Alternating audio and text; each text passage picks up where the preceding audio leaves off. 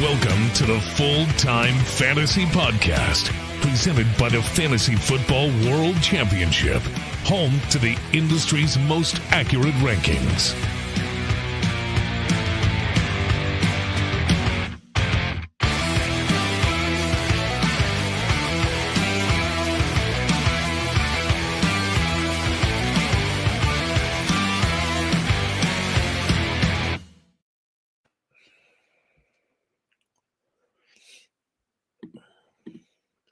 What is up, everybody? Welcome to the Full-Time Fantasy Football Podcast. As always, I am your host, Adam Krautwurst, and I am here tonight to discuss a Fantasy Football World Championship draft that I did over the weekend, a couple nights ago, with a couple of other superstar drafters. So tune in here. I'm going to break down every single team. I picked from the 11 hole here. Love picking at the end of the draft this year, but we'll talk about all that. Thanks for joining the show tonight, guys. Jump in the chat, ask any questions you guys feel like. We'll talk it over, we'll talk it through, and we will go from there. I was excited to draft in this one, but before we get talking about this, let's talk about some other drafts going on at the Fantasy Football World Championships. Bunch of drafts going on this week, and this weekend I'm over here in the fantasy lobby. Tonight we have a Circa Las Vegas Championship draft, another one of those mid-stakes. $350 entry, $50,000 grand prize. That kicks off at 10 o'clock Eastern time tonight. Go to play FFWC for that bad boy. And I will be in that as well. 10 o'clock Eastern time kickoff. We got another one tomorrow, another one Friday where you can pick your own draft slot, which is really cool. Glad that Scott offers that. And then, and then there'll be some more Fantasy Football World Championship drafts this weekend. Guys, we're in August. It's time to lock in. All the high stakes drafts are kicking off, so that's super exciting. And listen, the best live drafts in Vegas are at the FFWC over at the Circa. I've been there for a couple of years now. I've been going to Vegas for like 15 years to do these high stakes drafts. I've been to all the parties, been to all the events, and the best one by far is the one put on by Scott and Ian and the FFWC over at the Circa, the Thursday night party. Now we got a Friday night party for the Friday night games. Those are an absolute blast. So, and hey, if you want to watch the games on Sunday for free in the owner suite on Sunday, no better place in Vegas to watch those games. If you want to do that for free, all you got to do is jump into a live Fantasy Football World Championship main event live in Vegas, which I know a lot of you guys do anyway. So jump into a live event out there. You get to watch the games for free at the owner's suite on Sunday, which is really cool all day. Lock into those. So yeah, we will jump into this draft. So for those of you guys who don't know, this is the FFWC. It is a 1 quarterback, 2 running back, 3 receiver, 2 flex, kicker, tight end defense. That's what we're starting. It's not super flex. It's not tight end premium. It is PPR, standard 1-point PPR scoring. So as you'll see, a lot of receivers go off the board crazy here. Another thing I love about this league with these guys, this format, it's a game of quarterback chicken. So you'll see a lot of the quarterbacks. This is a tournament, but it's not best ball. And so a lot of the quarterbacks go later than most other sites. It's, hey, who can wait the longest? And still like their team, who could push quarterback as far as they can. So, but yeah, we'll jump into this. I picked on the 11 hole. Let's start with the number 1 team, the champs. That is, who is the champs? That is John Rozek. John Rozek, stud drafter, out of the 1 hole. Goes with Jamar Chase. That's the standard 101. Fine. You can mix it up. You could have gone, he could have gone Bijan. He could have gone a couple different ways, but you don't always get the 1 pick, right? You're not going to get Jamar Chase any further down than 3. Sometimes every wild blue moon you'll get him at 2, but if you want Jamar Chase, you generally got to take him at the 101, and you have to start 3 receivers. So receivers are more valuable.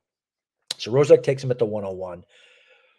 Good pick for him. Don't have much to say about that there. Comes around at the 2-3 turn and goes Jacobs and Wilson. Takes Jacobs as the RB10. Fine.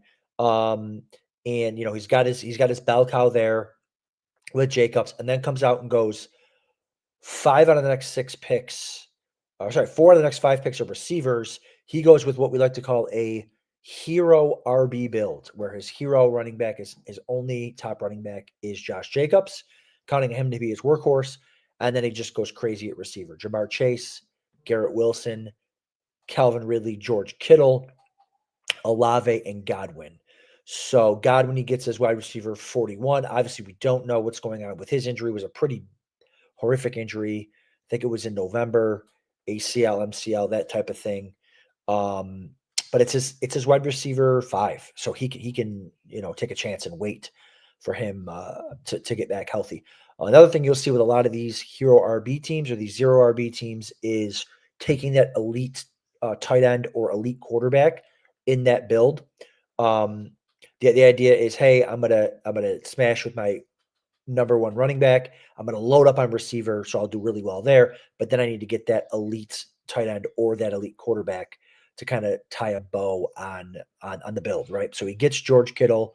George Kittle could finish as the tight end 1 this year, with all the injuries there, with the familiarity with Purdy. I could see Kittle certainly finishing at the very least as the 3rd tight end, which is what he took him as. So Ridley, Kittle, Olave.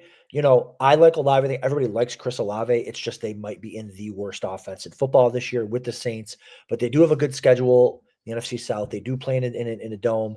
It's just who's going to play quarterback there. It's going to be a disaster. Olave also with concussion issues, but Rozek doesn't care. But it's also built into the price too, right? Wide receiver 40 at the 612 in a start 3 receiver draft is a pretty cool spot to kind of get him there. So loads up on his receivers, Ridley, Olave, Godwin, and then just comes back and hammers running back, right? So the least valuable starting spot in fantasy is that RB2 position, right? You can fill that RB2 position in waivers.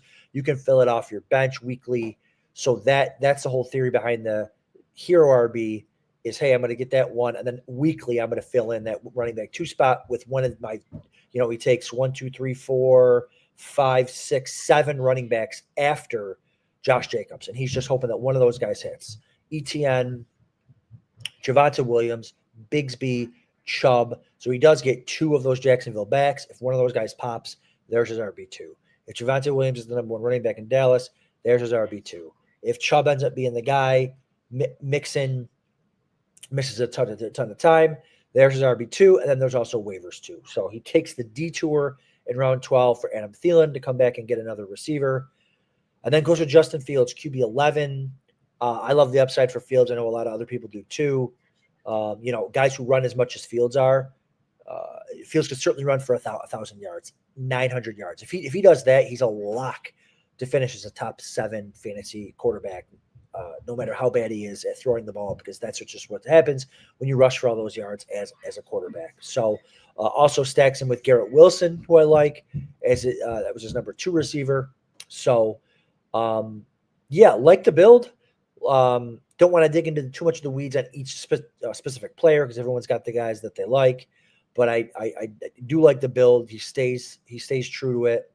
And obviously, Rozek knows what he's doing as well. Comes back, gets 2 more quarterbacks, Jordan Love, and then Anthony Richardson for that upside. We'll see how that pans out. But again, it's all about if Jacob stays healthy and he gets that RB2 to pop either through one of these 4 backs here in rounds 8 through 11 or off of waivers, I think Rozek will be competing for sure.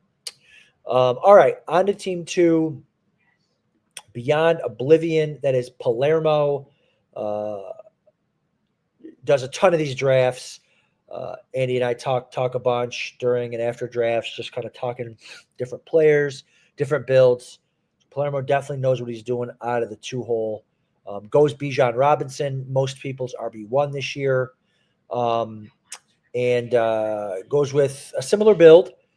Takes maybe a second running back earlier, so it's not a true hero RB, but also gets that elite tight end there. So it goes Bijan, comes back around with JSN, who I don't really love. Again, that offense could be terrible also. Dalton could be terrible. But JSN, they should be playing from behind, and he should get a ton of targets. So JSN could be all right. Not my wide receiver 14, but fine. Also, too, what you'll see is a lot of guys building different portfolios of teams, right? So they could be, he might not have any JSN and he wants to go grab himself a share now. So that might have been another reason why he took JSN there. But that's his ADP. Anyways, takes JSN as wide receiver 14. Comes back and gets the tight end 1, Brock Bowers, who I love. Good for him getting him there at the 302. I like Bowers in that range. I like Bowers anywhere from like mid-second to like early to mid-third because there's just so many question marks there, Can Irving do it again? Amarian Hampton, what if he does have to share carries? That type of thing. Garrett Wilson with the quarterback situation. Marvin Harrison, does he take that next step? JSN, I just talked about. Bowers is safe, right? Bowers might not end up the tight end 1. I think he will. But he might end up the tight end 1, but he'll certainly be in the top 3 for sure. And that gives you an edge there. Remember, to win this competition here, this is a $2,000 entry fee, and the grand prize is $150K. So it's a 3-week race at the end. It's 3 weeks total points. Highest scoring team wins out of all the league winners. So you want to have guys like Brock Bowers that can just go crazy and crush everybody else's tight end. That gives you a leg up in that 3-week race. Or McBride or Kittle for a lesser extent there too, because Kittle has that capability as well. So I like that pick out of Bowers. Comes back and gets Chuba, gets his RB2. So it kind of avoids that hero RB build, but then starts attacking receiver. Xavier Worthy, with the looming suspension, in there to the other Chiefs receiver there, Rashee Rice, who goes in the mid-third, which I think is a little bit high. They just had the suspension for Addison was 3 weeks. Rice is going to get more. I see 4 to 6 for Rice. If he gets a 4-game suspension plus the bye week, that's 5 weeks. Okay, that's a third of your season and almost a half of the regular season for fantasy. So Xavier Worthy, great pick. I think Rice is going a little bit high, but we'll talk about Rice in a little bit. Then goes Stephon Diggs, Jordan Addison. Again, there's the suspended receiver there. Brian Robinson, safe. He's not going to win you the league, but you can plug him in there as your flex and you're safe. Trey Harris, who I really like, especially at wide receiver 52, although this was before they signed Keenan Allen, so that'll certainly affect Trey Harris there. Then you got Benson, Jacoby Krosky-Merritt, Tyler Algier. These are straight handcuff guys that, hey, if there's an injury to the starter, I'm going to smash with that running back. So if you get an injury in Arizona, Benson could smash. Krosky-Merritt might just earn that job, and that's kind of a handcuff for his own guy, Brian Robinson. And then Algier, God forbid, injury to his other starting running back, Bijan Robinson. He's able to throw in Algier there. If it's a season-ending injury, he's probably in trouble. But if it's just a couple-week fill-in for Bijan, Algier can be the guy to do that for sure. Comes back with Kyle Williams, Shipley, and then gets his guys kind of at the end here. Pushed quarterback a little further than I would have liked to have seen. You're probably not going to win the league or win 150K with your quarterback, but you could certainly lose it if you wait too long. And sometimes I feel like, yes, I like to wait, and we'll show my quarterbacks here in a minute. But sometimes if you wait too long, you might just lose it based on waiting a round or two too long to get your quarterback. So Penix, we'll see. I'm not a big fan. Darnold, we'll see. There's also waivers too. For those of you also who don't know, there's no trading in this either. So you're kind of stuck with what you're stuck with. Okay. So that's the build for Andrew. Team Meyer. Meyer here, very experienced drafter. I think a former champion of this as well. Goes with Gibbs at 103. Love Jahmyr Gibbs this year. He's kind of like my 1B. Him and Bijan back and forth. Gets him at the 103. Goes back around. A.J. Brown slipping a little bit because of the hamstring. I think he'll be fine. And then comes back Hampton there. Jamison Williams, Travion Henderson. So he goes with 2 rookie backs. If one of them pops with Gibbs, I think he got a real nice running back core, and they could both pop too. So I really like that start. Hampton, I'm kind of coming around to. RB11 is kind of like at his peak right now. Everything kind of has to go right for him. He could finish as a top 5 running back. Don't get me wrong, but he's kind of going right now at his peak RB11. If Najee Harris plays most of the season, it's going to be hard for Hampton to do much better than RB11 there. Jameson Williams, camp reports coming out saying he's great. The Lions are going to have to throw more. New offensive coordinator. Offensive line isn't as good as it was in previous years. They're going to have to throw more. And so Jameson Williams, I think, is fine as wide receiver 27. Travion Henderson, the guy's going to be super involved in the passing game. And then Meyer comes back and goes here and gets his elite quarterback with Burrow and his elite tight end and double dips here with Colston Loveland as tight end 6 in the ninth round. So Loveland will be his flex, right? His two running backs will be Gibbs and Hampton. His flex will be Henderson. His 3 receivers will be Brown and Williams and Higgins. That's a little bit weak. I probably would have gone with another receiver.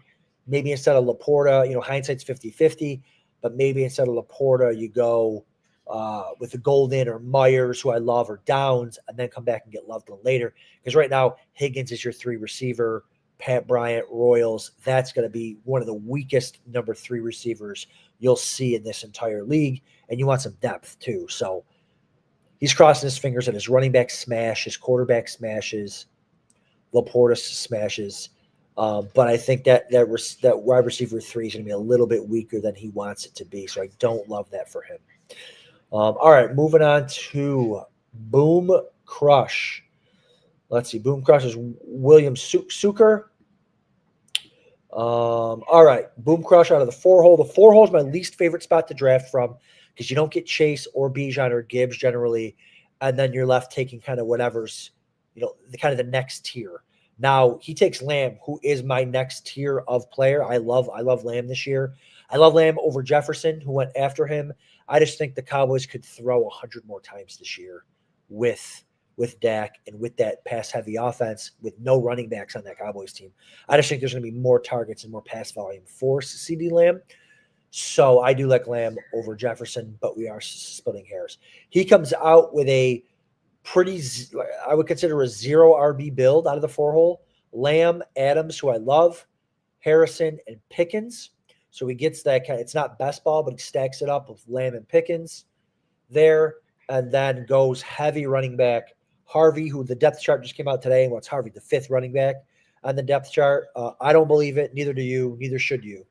So he gets Harvey as his RB1. Johnson for the Steelers, Warren and Scadaboo. He's hoping to piece together 2 running backs every week out of those 4. I think that's fine. The Johnson-Warren stack, that's a lot of draft capital to invest in hoping that one of those guys hits because they're not both going to hit. But you get Johnson, you get Warren. If one of them goes down, now you're cooking. But I don't see one or the other stepping aside for the other back to get all the carries. So you're kind of capping your upside there. But if all of his receivers hit and he just hits Harvey and then one of those three running backs after him, and then he keeps going, right? He takes the detour for Evan Ingram, his tight end, and then comes back and keeps going. Sampson, Braylon Allen, gets Dak Prescott, which he needed to do with Lamb and Pickens as his receivers. So I like that. Prescott in the 12th round is QB9 is sweet. And then Marks, he could end up being the number 1 running back for the Texans. Monangai for the Bears. He might be a late season guy, and if he's not, you just cut him and move on. And that comes back to receiver. Diami Brown, Jalen Noel, IMNR for the Titans. Gadsden Martinez Ward to end it. So I like the idea. He sticks to the build, right? 0 RB, 4 short receivers to start, and then he's like, hey, I'm going to pound running backs. He takes 4, 6, 8 running backs in his next 10 picks, and he's just hoping that 2 of those guys pop, or even 1 pops really well. But his receivers got to hit for sure, and that could work. If one of those running backs hits, he could have a super team for sure. Very, very good. All right, moving on to the 5th pick here. Catch me if you can. Who is that? Oh, Angelo Lilas, my guy. We'll get him on the show too. So Evangelo, very experienced. Guys finished in the top 3 of this main event here a couple of times. Pay attention to what he's doing. He knows what he's doing. Justin Jefferson at the 5-hole, fine. Bucky Irving in the second round. I don't love Bucky Irving. He's one of my guys that I think there's a listen, I know everyone's going to tell me. He was great last year. He was awesome. Yards after contact, PFF rushing grade, all this stuff. I get it. But I feel like there's a Bucky Irving every year that comes on strong in the second half and then the next year falls off. Nelson Sousa, who's a world-class drafter, the guy's won more money or as much money as anybody doing high-stakes fantasy football. Nelson Sousa has a rule, and one of his rules is something along the lines of if the guy has a career year and he was undrafted the year before, or he was like outside of the top 6 rounds the year before, it's a hard fade for him. Again, it's not scientific, it's not whatever, but he's one of the best drafters ever, and that's one of his rules. So I'm sure he has Bucky Irving on his fade list. I just feel like we see a Bucky Irving every year come out. The idea is to find this year's Bucky Irving, right? Not necessarily last year's. But he got him, at ADP. I would just like, Jonathan Taylor's more, Kyron Williams, Josh Jacobs. Those are proven backs that I would prefer to take there. But I like the build. Jefferson, Irving, Tyreek Hill, league winner in the third round. Metcalf, Judy, question marks at quarterback, but Judy, blue chip prospect, was a top prospect his whole life. Comes out, we think he's probably good. Quarterback issues there, but as his wide receiver 4, fine. So he's got a really strong receiving core. And then he comes back and gets Swift and Jones, who I like. I like that there, right? So he'll start Bucky Irving, Swift, and probably Jones as his flex. And then he'll come out with Jefferson, Hill, Metcalf, and he'll probably rotate back and forth between Jones and Judy. Comes back and gets Shakir. Shakir's falling because of that high ankle sprain, as he probably should. Wide receiver 50 there. That's a pretty big fall. I probably would still take him over Thornton, Mooney, Reed. That's probably where I would take him. So he gets him maybe 3 or 4 picks at ADP of receiver. Past normal, then comes and gets his tight end there to stack with Jefferson, Luther Burden, Mahomes, and Njoku. Njoku could start in the flex for him too. He could start a tight end for him. So it kind of gets 2 nice tight ends there. Patrick Mahomes in the 11th round. Guys, this is what the FFWC is all about. These quarterbacks go late. Okay, 11th round Patrick Mahomes is sweet. Was the draft coming back to me? Yeah, I was going to take Mahomes. I was pick 11. If he fell to me with the 11th pick in the 11th round, I was going to take him. I had him queued up, but that's a good pick for him. Marquise Brown, Josh Palmer as kind of a handcuff to Shakir if he's not ready. Rico Dowdle, Marshawn Lloyd falling too with that groin injury, but he should be back by week 1. So yeah, he gets McCarthy to go with his Viking stack. Patrick Mahomes, great pick in the 11th round. QB6, he's usually QB6 off the board, for sure. So yeah, no, I like the build. I like some of the players too. He's deep at running back. He's deep at receiver. Even if Bucky Irving doesn't hit, he's still got options that can hit with Swift and Jones in the backfield there. So I like that. I like that build for Angelo. He definitely knows what he's doing. All right, indie hitters. Oh, let's see who that is. That's Kimra. Oh man, Kimra's another one. She's great. She knows what's going on too. She's won this before. This is a stacked room, guys. Listen, this is a $2,000 draft to win $150K. Kimra definitely knows what she's doing. Don't forget, guys, tonight, 10 o'clock, Circle Las Vegas Fantasy Championships, 10 p.m. Eastern Time. $350 entry to win $50,000. That's a tournament. It's a mid-stakes tournament. Jump in that. I will be in that later. I will see you there. All right, indie hitters. Saquon Barkley at the 6 hole. I'm sure she's happy about that. Comes back with T. Higgins a little bit early for his ADP, but when he's healthy, he's awesome. Cortland Sutton, who I'm not that high on this year. I feel like he kind of has hit his ceiling.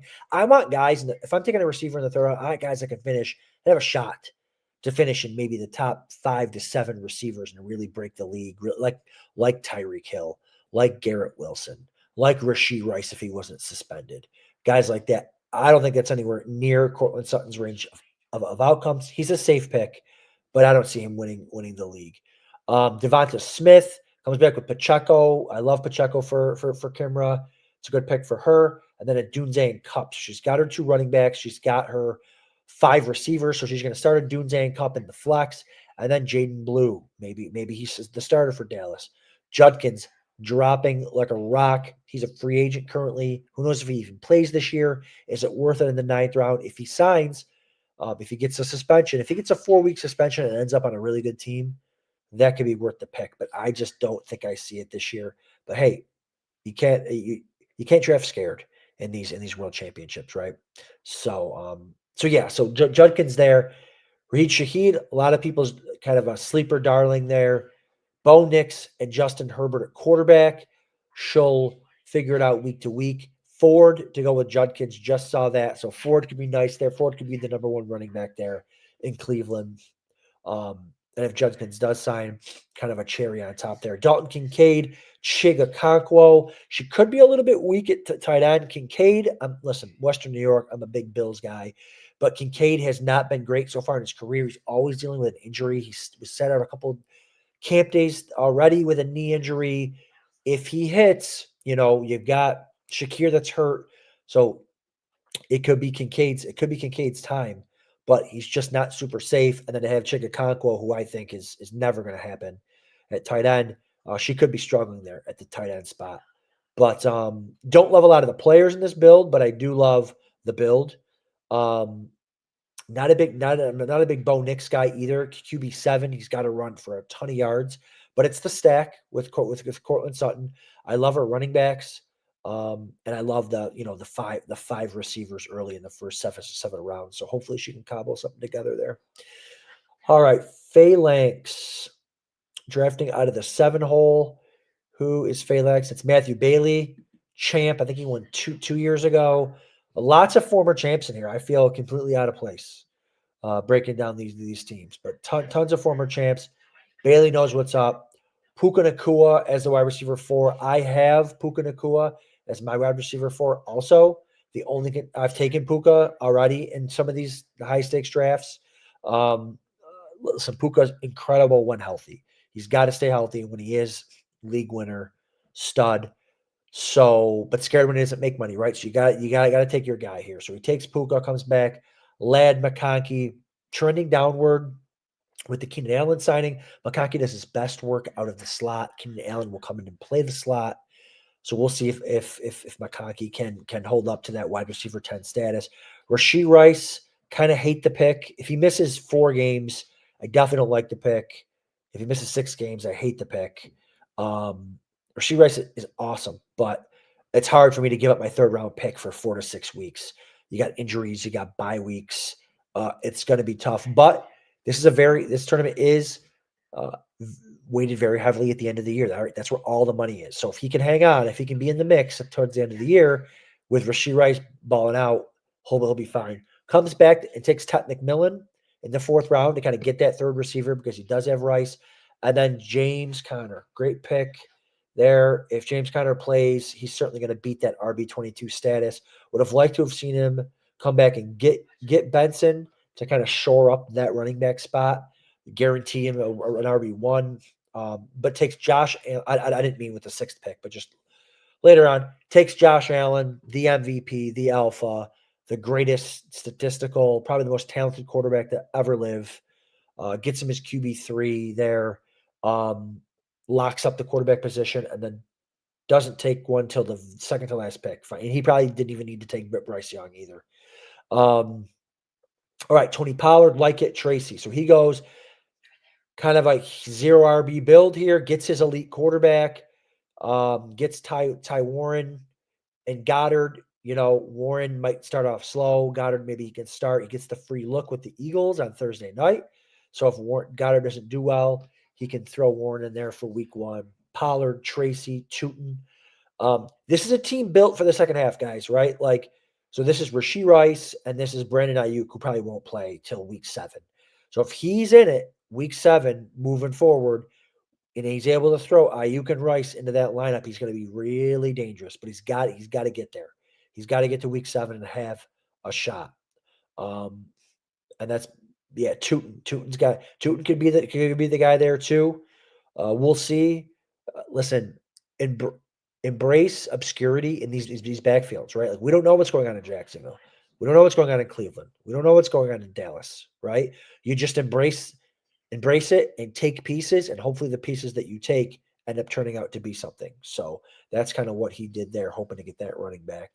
All right, moving on to Team 8, Mr. Yellow Stickers. That is Michael Schlisberg. He's in a bunch of these for sure. This might be one of my favorite teams. Yellow Stickers takes Christian McCaffrey again, takes his guy. That's ahead of ADP. Fine. Everyone knows if he's healthy, he's the RB1. So he's taking a shot on it, hoping he's healthy. Take a shot, and he takes. I just scrolled down to see. Yes, he took Guerrero in the 12th round. So he's like, hey, I'm going to handcuff my guy. Hopefully, Guerrero's the backup. I think he will be, but he's going to handcuff McCaffrey there. Drake London in the second round gets his receiver, then comes back with Breece Hall, Kenneth Walker. Generally, don't like that.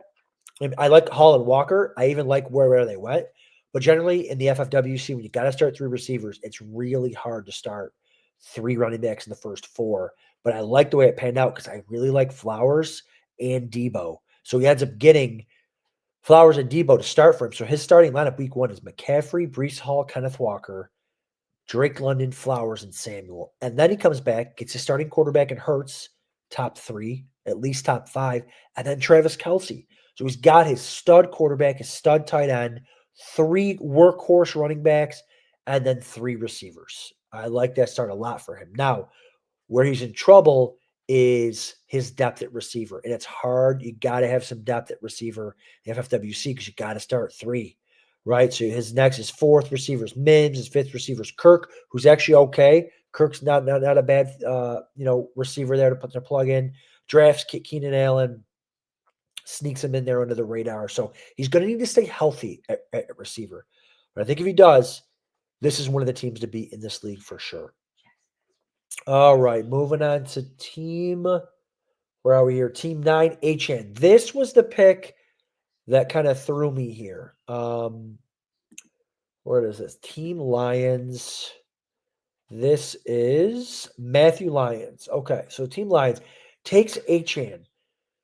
Again, FFWC got to start 3 receivers. Takes HN. I was picking out of the 11 hole, and I was like, man, I would love to get Genty or Neighbors or HN at that 11th pick. And HN goes 9. And at that point, I know, like, man, I'm going to get Genty or Neighbors at 11. That's going to be pretty freaking sweet. So HN goes there. Could he be RB5? Absolutely. He could be a top 3 running back. But Tua's health and the worst O-line in football, that to me is scary. If Tua goes down with the worst O-line in football, that's going to be trouble. As you saw, he really struggled last year. I had HN in this format. I took HN everywhere in the third round. In every draft in FFWC, I had HN in the 3rd. He was fine for me in the 3rd, even with the injury. He gets a million catches. I get it. But I would have taken in this format, I would have taken a guy maybe on a better offense, and Genty, or just one of these stud receivers here. Safer picks. Speaking of safe stud receivers, he gets him in the 2nd round there. He gets Amon-Ra St. Brown, falls to him. Normally goes to the 1-2 turn, falls to him. So that was a nice pick there. But HN usually goes at the 1-2 turn. So he really just picked from the 12 hole, essentially, and got the same two guys. Comes back and gets value on Jonathan Taylor in the 3rd. So I really like that.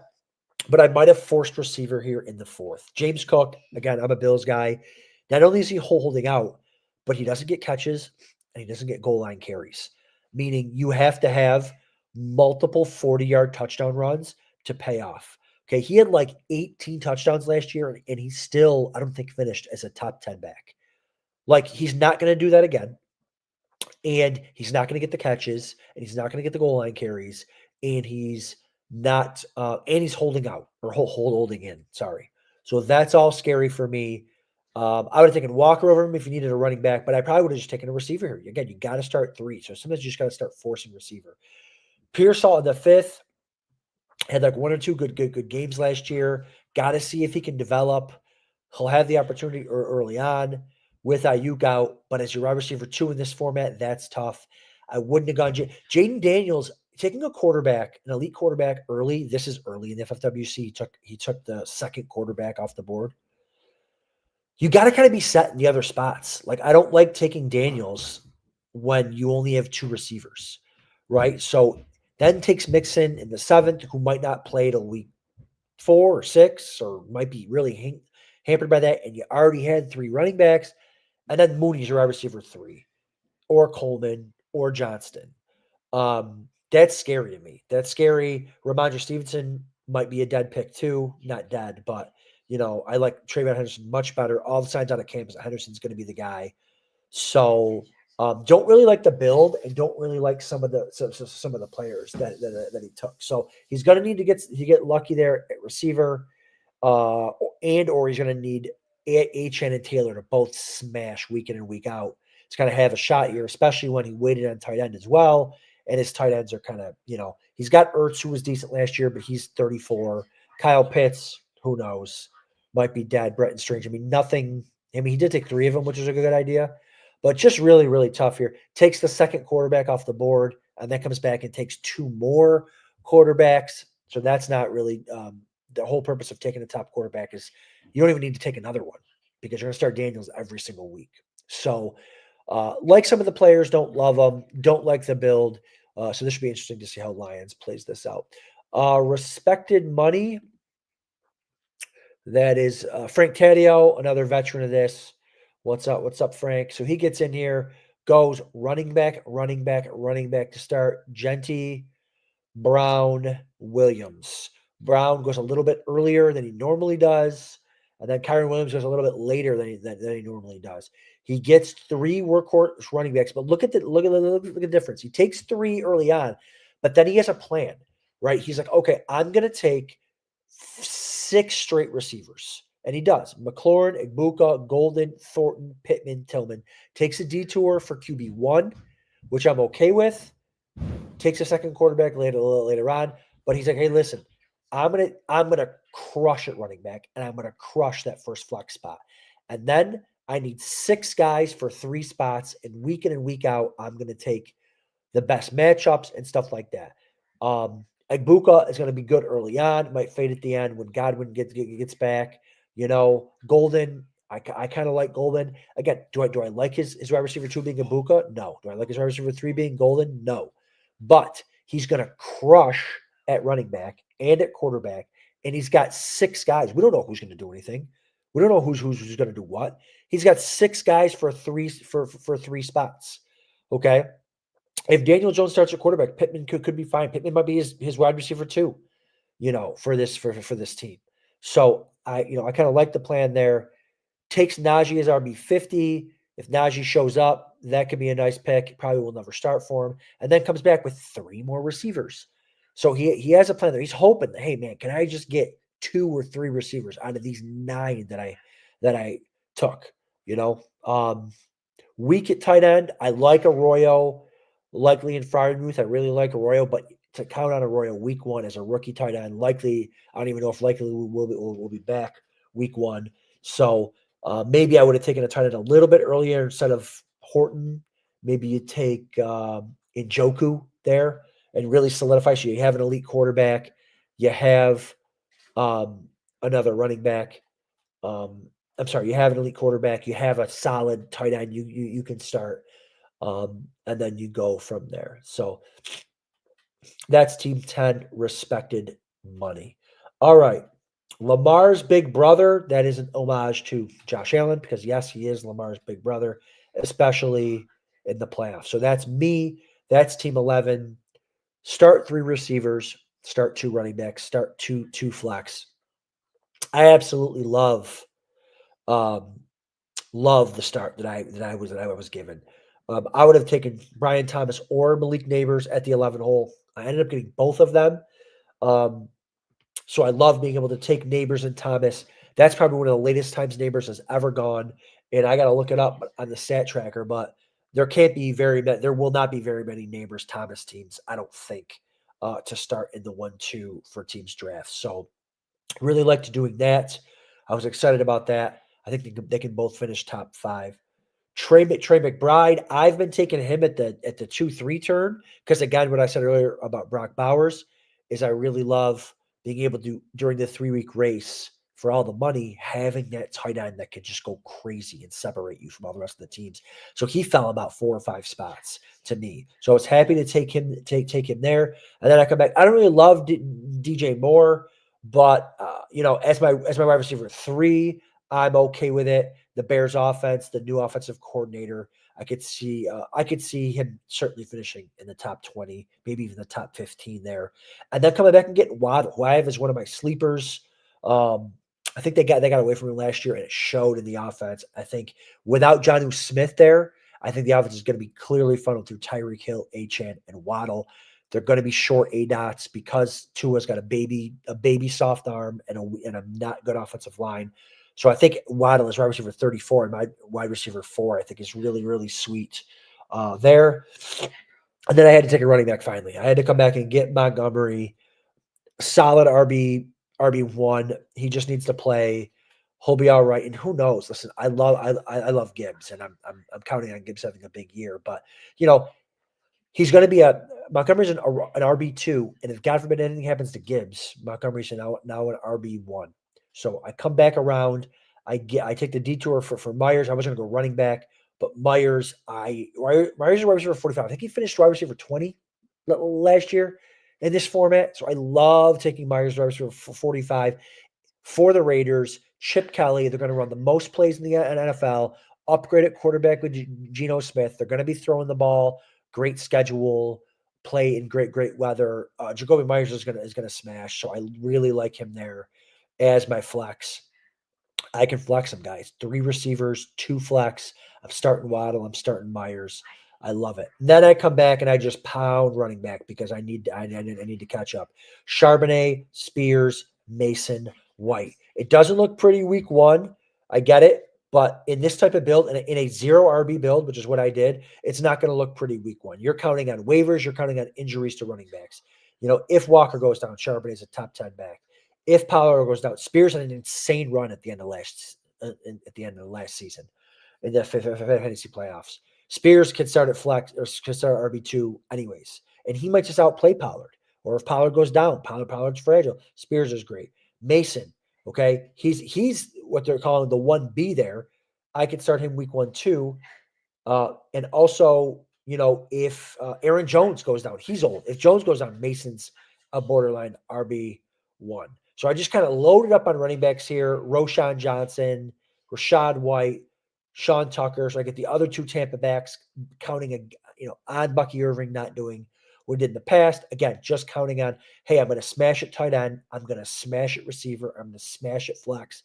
And I got Kyler Murray, QB12, to go along with Trey McBride for that 3-week race. When Trey McBride goes off and Kyler Murray goes off in the same game, I'll be able to load those up there. So I get a solid. I think I got a solid quarterback with some rushing upside. I think I got all great things. Running back, I have to catch up on, but if there's going to be any position that is easiest to catch up on, that is running back. You guys know with the injuries, and there could be injuries even now in camp. I mean, look, we're drafting at the beginning of August. This was done 4 days ago, so we could have injuries in camp.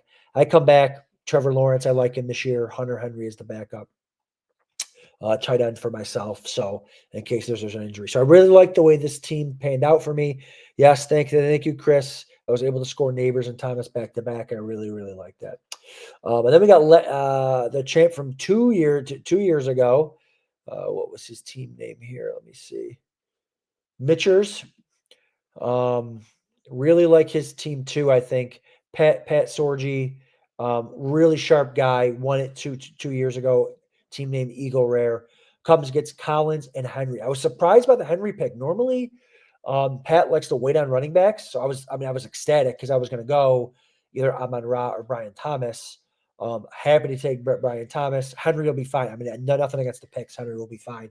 I just, in this format, like to go heavier receiver. Then comes back and goes Evans and Kamara. I love Kamara. I have a ton of Alvin Kamara. I got to stop taking him. An older running back playing on maybe the worst offense in football. But I love Evans, Hall of Famer Mike Evans, Alvin Kamara, fine. And then just pounds receiver here, Travis Hunter, love Hunter, Jennings, Downs, Reed. Just needs one of those guys to pop. So we start in Collins, Evans, and Hunter, who they say was listed on the depth chart as a starting receiver and like a second string defensive player. So again, take these with a grain of salt. All these depth charts this time of year, but I think that's good news for Hunter. Gets Mark Andrews, who I absolutely love. Gets him as tight end 9. Really, really great pick. I would have I should have considered Andrews there. I would have considered him maybe with even my next pick, but I had McBride. I needed to catch up at running back. But that's a really great pick by Pat. Then comes back Dobbins, Eckler, Mayfield as his number 1 QB. I don't really like Mayfield this year. I think, losing their offensive coordinator, losing, I think, their left tackle for a couple of weeks. I think that offense isn't going to be as good as it was last year. I don't think Mayfield's going to run as much as he did. He's safe. He's fine. But I think QB 8 is probably like the top of where he'll finish. I like to kind of take quarterbacks with a little bit more upside than that. But he comes back and gets Caleb Williams, who does have that upside. So I think Pat's from Chicago, or he's a Bears fan, so I think he kind of is in tune to what's going on over there. So again, gets his handcuff, or gets his one injury away. I call these running backs one injury away backs. Brooks is the backup. Corum is the backup. And so, yeah, we'll see what happens there. Again, an injury away from having these super teams, but he's got 2 solid quarterbacks, 2 solid tight ends, 2 solid running backs, 2 solid receivers, and then just kind of fill in the gaps there for the rest of it. So, yeah, no, all in all, I thought it was a really great draft for most everybody. I think my favorite team, other than myself, is probably. Oh, I'd have to see here. I liked a couple teams. I like the Puka. I like the Puka pick. I like Respected Money. That's a good team there too. So there was a couple of teams that I really like. Mr. Yellow Stickers. That was probably one that I liked the best other than mine. I like picking if you notice, I like picking at the end of the draft, man. I feel like you're going to get 2 good players, and there's not as many question marks. That's why when I pick at the top of the draft, I usually take a tight end in the second round because I just know Bowers and McBride are going to be safe. They're going to be fine. So, all in all, we're really good. Don't forget, guys, 10 o'clock tonight, in less than an hour, we've got the Circa Las Vegas Championship, 10 p.m. Eastern time. Only 4 spots left in that. Okay, so that thing's going to fill up quickly. Get in there. Let's make this a fast draft tonight. Get in there and work on your game to get in the next Fantasy Football World Championship, which will be this weekend. There's also another circuit on Thursday and another circuit on Friday where you can pick your own draft spot. So jump into those. We'll see you guys all out in Vegas. Again, I'll do a bunch more of these, but we'll see you guys in Vegas, Thursday night party, Friday night party. If you want to watch for free on Sunday at Circa, you got to enter one of these, Fantasy Football World Championship Draft, live in Vegas. Come out to Vegas, bring your friends. It's the best party. That's over at Circa, up in the owner's suite, down by the pool. It's an absolute blast. And if you see me out there, definitely come say hello. But all right, guys, we'll see you on the next stream. Have a good one.